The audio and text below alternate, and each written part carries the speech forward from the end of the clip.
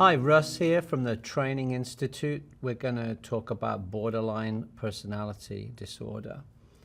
So we're talking about a personality, so the best place to start is to think about personality itself. It's the kind of person we are. You know, it's how we think, how we perceive, how we cope, especially with difficult situations. I like to think of our personality as a kind of operating system. It helps us navigate the world. It includes our temperament, and obviously it includes things like moods. There's quite a lot there. For this topic, using the analogy of an operating system is really useful, because what we have to do is say, okay, so if someone has a personality that's operating well, we're in this zone called neurotypical, all right? And it is a zone. People have different personalities, but they work pretty well. They can navigate the world. It's congruent with our culture. So in the culture in which a person finds themselves, the way they act, the way they solve problems, the way they respond under stress is within what is kind of expected norms, okay?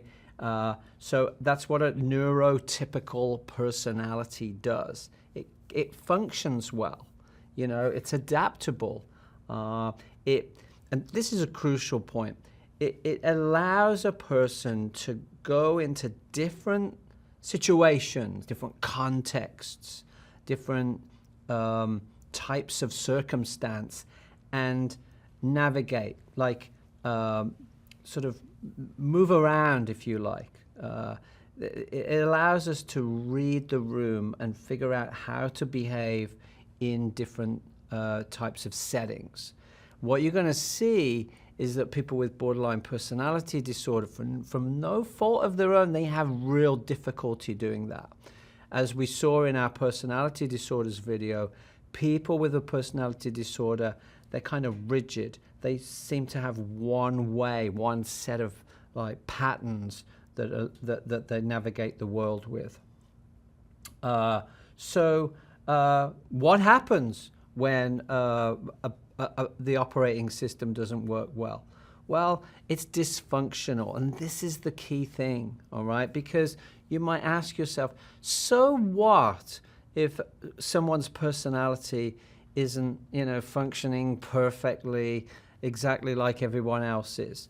Well, what about when it becomes dysfunctional and the person has problems in their family, with their relationships, problems at school, problems in their work, can't hold down a job, can't keep a job? These types of problems are pervasive, and they deeply affect a person's life. And so that's where you start to verge into the idea that it can be considered a disorder. So a personality disorder definition, it's this enduring pattern of inner experience and behavior that deviates from the expectations of that individual's culture, okay? And remember, it's pervasive and inflexible, very, very stable over time, and therefore very difficult to treat. So that's the idea of a personality disorder. Let's take a look at one of the most common and most talked about personality disorders of all, borderline personality disorder. It's a curious name, isn't it? You might ask yourself, on the border of what? The original idea was people display symptoms that look like they're somewhere on the border between neurotic and psychotic. So that's where the original idea came from. There's been a lot of discussion in the psychiatric community about changing the name, interestingly enough, because it now carries a pretty difficult stigma for people. But right now, the psychiatric community is sticking with borderline personality disorder. And what we see here is a pervasive pattern of instability. Instability that crosses all different realms of that person's life. Unstable relationships, unstable emotional an emotional world, unstable self-image, and because of all this instability, they're very impulsive generally. So thinking about personality as an operating system that keeps you stable through different circumstances and contexts and situations in your life. If that operating system becomes unstable, then it's going to lead to dysfunction and problems and kind of a lot going on, a lot of crises, and that's a typical experience of someone with borderline personality disorder. Okay, so when we look at borderline, what we see is a list, and we see a list of 9 diagnostic criteria, all right? And I'm going to go through them here with you with 1 or 2 examples. And this is pretty typical for how the DSM works, that Diagnostic and Statistical Manual of the American Psychiatric Association. They list symptoms, and they say, well, look, if you are pretty consistently getting 5 of these, then you meet criteria for this disorder, and that's what the clinician is looking for. In most cases, people will have almost all of these 9, okay? But the diagnostic criteria is that you need 5. Okay, so let's take a look at the 9. The first one is called frantic efforts to avoid abandonment. All right, so it's very typical to see behaviors that try to get people to not leave them. All right, and the abandonment can be real or imagined. Okay, you can have situations where someone, let's say it's a partner situation, and the one person in the relationship just leaves the store to just go and do something else, and they're coming back in 10 minutes. It seems like that can trigger in a person's brain a kind of panic response that they've really been abandoned, and so they'll do anything to get them to not do that. Maybe even feigning illness or injury, or like, no, you can't leave, I've got this problem and you need to stay with me. The second one is this pattern of unstable and intense interpersonal relationships. And I would be confident in saying that with borderline personality, you're not going to see someone that doesn't have this. They have very passionate, very intense relationships of an interpersonal nature that are breaking up, getting back together, breaking up, getting back together. This is common. This is the pattern, and you can start to see immediately criteria 1 and criteria 2 are interconnected, right? Because if I'm getting sort of worn out by these frantic efforts to have, for my partner to not want me to quote unquote abandon them, those behaviors are going to push me away, and yet they're going to want to be dragging me back in. So you see this a lot in borderline, this push-pull kind of contradictory experience that we're having with them. And this is where the therapy comes in later, as the clinician has to work with these extremes. Well, we'll get to that in a sec. The third one is identity disturbance, and this instability here is really kind of unfortunate. People with a borderline personality, they don't fully really know who they are. Deep down inside, they're not sure of themselves, and so what they tend to do is take their identity from the people that they're with. So for example, someone might really, really like the music that their partner listens to. And then inevitably that relationship breaks up. They're with someone else, and now they're into their music, and the two different types of music, they're completely different. And then they're with someone else, and now they're into motorcycles. And now they're with someone else, and now they're into something complete. And they move around, and you ask yourself, I wonder what that core identity is. And of course, they don't know what it is, and in a sense, they don't have it. So they're somewhat empty there. Fourth one is the impulsivity. And the note in there says it's impulsive in at least two areas that are potentially self-damaging. So a typical one is that they engage in acts of self-harm. All right, so they get stressed. I don't know who I am. I don't know where my partner went. I'm upset. I'm stressed. And then if you add impulsivity to that, you often see dangerous behavior like reckless driving, drug taking, or things like self-injurious behaviors like cutting. Okay, so they don't know how to respond to that stress in a way that's healthy. That's a very typical set of behaviors. Linked to that is number 5, recurrent suicidal behavior. Now, what's interesting here is that when people with borderline personality, typically when they do behaviors that are related to suicide, or they engage in suicidality, they really don't want to die. What they want to do is get people to come to them to help them. All right, so they're in great pain, and their impulsive idea is to do an act that's related to suicide, get people's attention, bring them back in, relieve the pain, and of course there's really very often there's no desire to actually die, although there can be, and that creates a clinical dilemma, because we don't want to just blow it off. They always do that, that kind of thinking.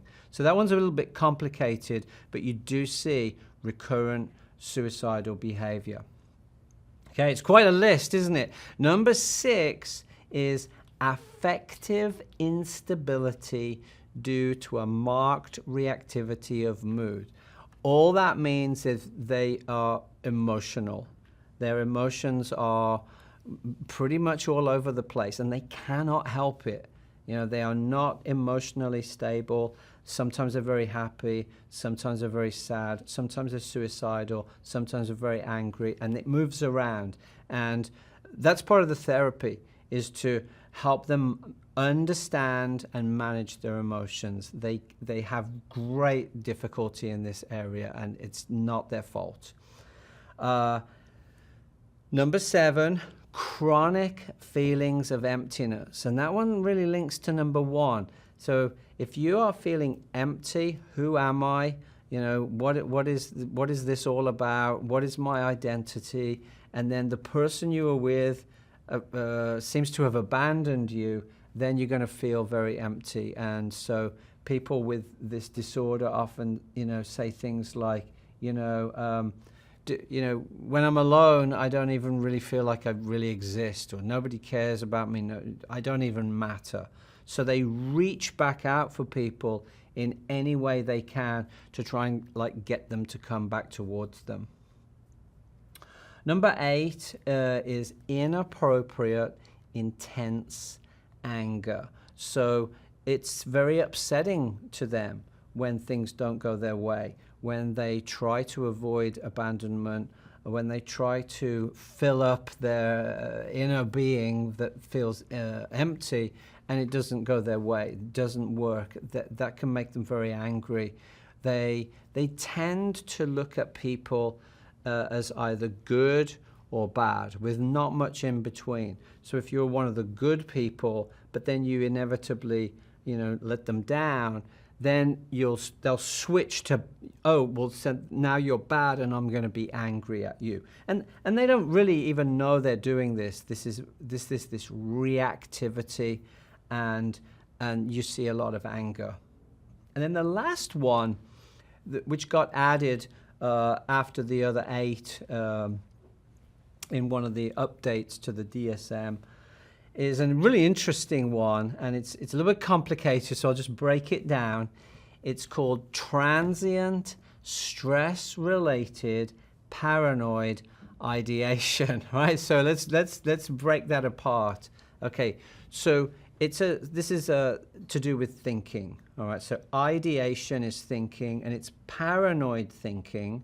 So they think that something's going wrong, all right, and it's stress related. So when they're under stress, there's a tendency, and it's pretty strong, to assume that people are out to get them, all right, and it's temporary. So it's transient stress related paranoid ideation. So the typical way that this manifests itself, a typical way, is that they often feel that their partner is cheating on them. That's a classic, and it may or may not be true. It's often not true, but if their partner is out of town and they text them, they don't respond, they become stressed. Why don't they respond to me?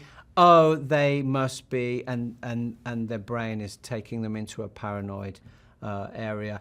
And sometimes under great stress, it can almost appear like psychosis. So this is where we're getting up to that quote-unquote border from sort of neurotic type behavior, getting towards what might look like psychosis. And that was the idea of the borderline personality organization. So it's quite a list, and a person can easily exhibit all 9 almost at the same time. Imagine working with that person. That's a lot to cope with, all right? So let's think about what's going on here. The etiology, this means where does it come from? Difficult to say. Most people with a diagnosis of borderline personality have a history of abuse and neglect in their childhood, most. And so there's a strong link to trauma, and there's unfortunately a very strong link to sexual exploitation and abuse. So that's a very strong thread in the literature and the research. In addition to that, any kind of disruption of early attachments seems to be a strong indicator. And that makes sense, doesn't it? Because that sense of abandonment could be a kind of reenactment of like, yeah, well, I was abandoned early in my life. Except it's not, they don't sort of think it through. It just sort of happens back here as a reenactment, a kind of trauma response, and then the defense strategies just kind of start. Marsha Linehan talks a lot about people who grow up in a kind of environment where she calls it invalidating environments. So people who grow up in an environment where the parents or the caregivers do a lot of parenting that's like very invalidating of a person's emotions. So, for example, I go to, let's say it's me, I go to my father and I say, Dad, I'm kind of upset about what's going on, and he responds with, I'll give you something to be upset about. And so it's like, oh, my emotion wasn't valid. I shouldn't have that. And the idea, Linehan's idea, is that now I'm going to grow up just unable to really understand and manage my emotions, and that leads to emotional instability.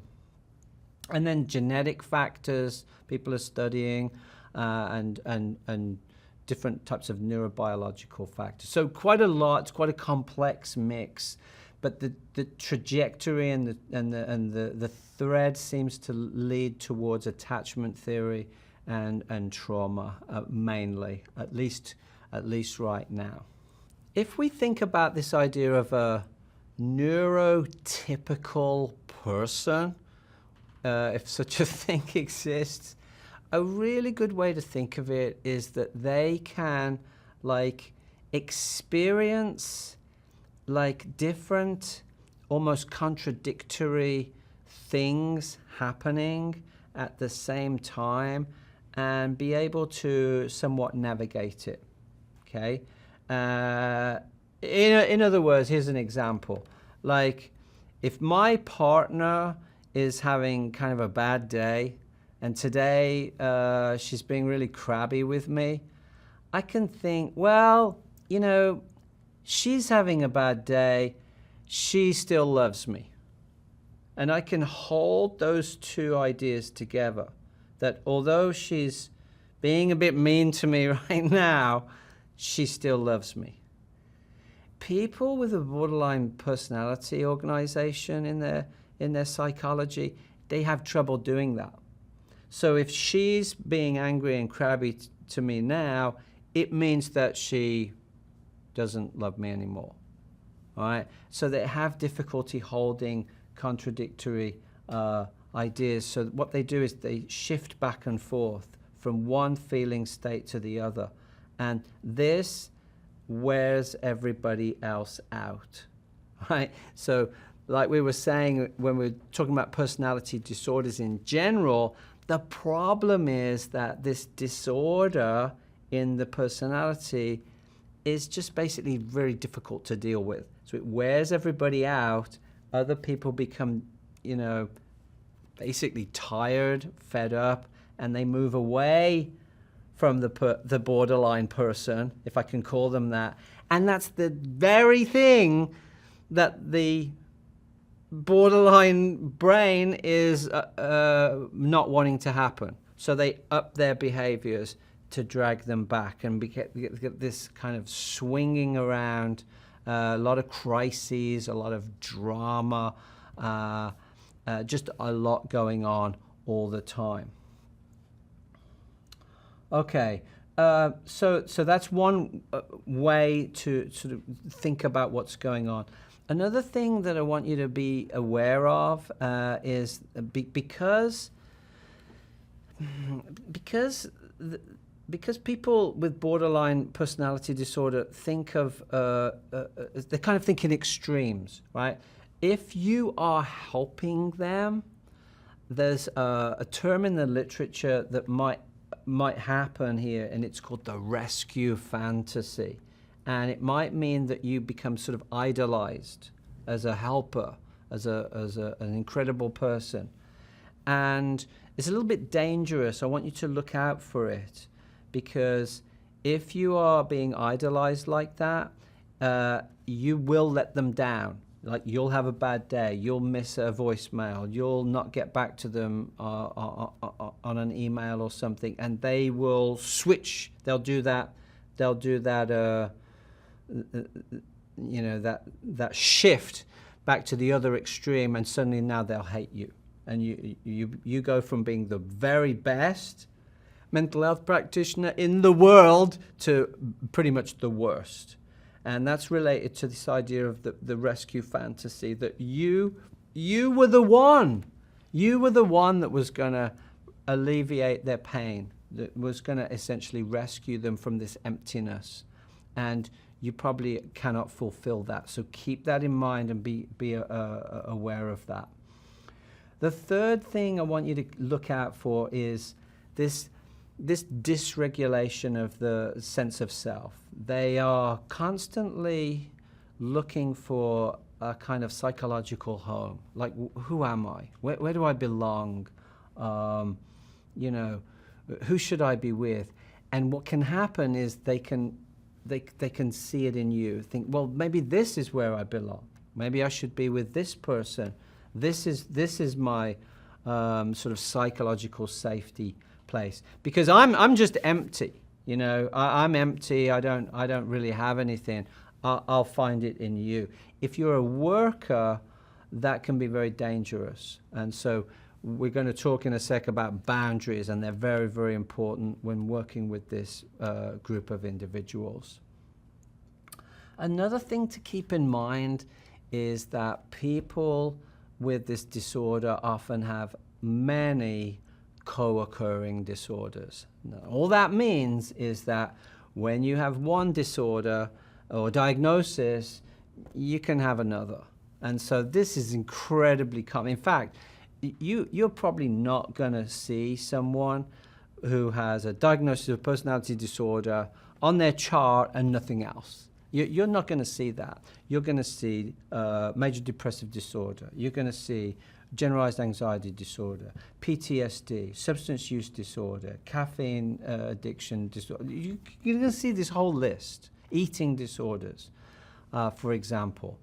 So this really complicates the diagnostic picture, because working with an anxiety disorder, prescribing medications for anxiety, doing cognitive behavioral therapy for anxiety, although not easy, is easier than working with someone's fundamental personality. Okay? So you're going to see clients that are working on all these other things when deep down the problem is a borderline personality disorder, an attachment issue, and childhood trauma. So look out for all the co-occurring disorders. Let's talk a little bit about treatment and how to respond, how to essentially work with your client. But first of all, I want to say this. Your client with personality disorder of any type, but especially borderline, they are doing the best they can, right? They can be incredibly funny, passionate, creative. They're often super intelligent. They're sensitive. They're like a kind of psychological burn victim, is a metaphor that Linehan uses, where any kind of emotional event sort of burns them. It's because they don't seem to have that skin. It's not their fault. They're doing the best they can. So as you work with them, keep in mind medication. They're usually on a lot of medication. Anti-anxiety medications, extremely common. Antipsychotic medication, also common. Antidepressant medication, for sure. I would say 90%. Often in a Ziploc bag, all mixed up, big sort of disordered mess, and they're in a lot of pain. So they use substances. They'll use alcohol. They'll use whatever drug they can find that can bring that level of psychiatric pain down. That's what's going on. They're doing the best they can, and it's pretty dysfunctional at times. So it's a lot of work, but there's a lot of reward there too. Keep that in mind. The therapy of choice is dialectical behavioral therapy, which was invented and written by Marsha Linehan in the late 80s. And it's an interesting story. I advise you to take a look at the roots of this. But Linehan was doing cognitive behavioral therapy with a group of suicidal women, and it wasn't working, because they needed a little more. And what they needed was some work on the dialectic. And what Linehan means by that is the idea of working with the two extremes. And a classic borderline dialectic, by the way, is you have to work with the idea that they need to accept themselves. So I say to myself, well, I accept myself. I'm me. I'm a good person. I'm doing the best I can. And I need to change. I need better strategies. I need better techniques. I need better relationships. And for a person with a borderline personality disorder, holding these two contradictory ideas is close to impossible. So the therapy helps them bring that together. So it's pretty fascinating stuff. It's sort of built on top of CBT, and it has incredible efficacy. So the old way of looking at a disorder, by the way, like borderline, is that it's really untreatable. And now we say, no, it is treatable, but it's hard work, and the therapy du jour is DBT. It has these 4 pillars, and you can see that these address all the instability of mind through mindfulness, the instability of dealing with stress by learning how to tolerate stress. Different types of skills for emotional regulation, especially important. in DBT, clients learn about emotion. They learn all the different names for all the different emotions, and there are like dozens and dozens of them.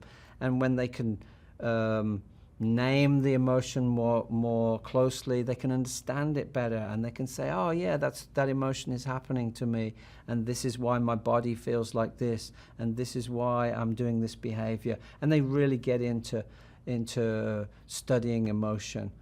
And then that leads to relational work, being interpersonally effective, drawing boundaries, explaining what you need, that kind of thing. You do all that work. It's a really unbelievably in-depth and effective therapy.